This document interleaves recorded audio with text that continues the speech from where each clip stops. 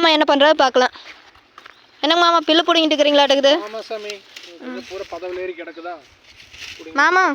இது அரசாணி செடி தானே? அது அரசாணி செடி தான். இது வாழை செடி. வாழை. ஆமாம், இது வந்து கதலி வாழை. மாமா இது என்ன செடி கொஞ்சம் புதுசாக இருக்குது? இது சேனக்கிழங்கு சாமி.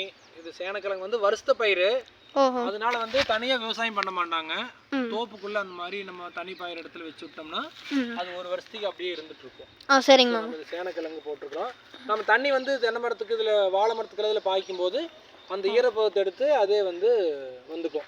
இப்போ சுற்றியும் உள்ள நம்ம மூடாக்கு போட்டிருக்கிறதுனால நல்லா கிழங்கு நல்லா ஆரோக்கியம், நல்லா ஊறி வரப்பு மேலே நெட்டுருக்குறோம்.